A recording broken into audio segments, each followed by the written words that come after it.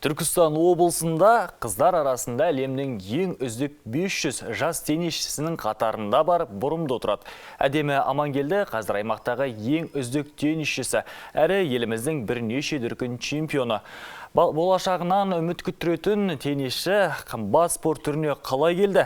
Шетелдік корттарда ел намысын қорғауды армандайтын арумен тілшіміз сұхбаттасты.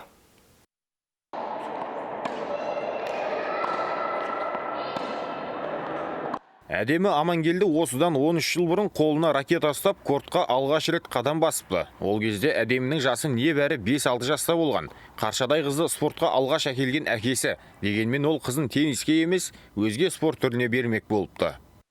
Негізі бірінші күреске барғам, сол жақта плакат көріп қалдым, тенниске деген сбор болып жатқан. Сол жаққа барып көрейін деп, негізі хобби ретінде барғам, сосын ұнап қалған соң қалдым осы теннисте. Тенниске бір ай келген соң уже жарысқа қатыса бердім. Сол кезде уже өзіме ұнап бастады.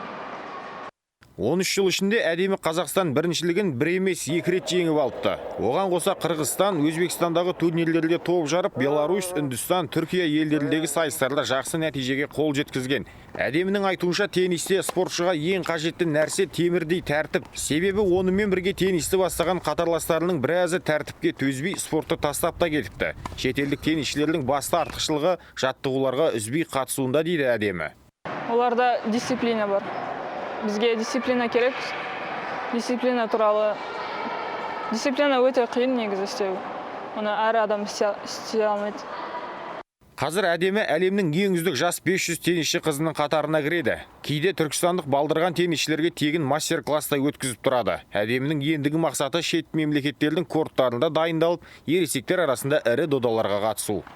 Бағдәулет Анарбай, Рамазан Оспан, Түркістан 24.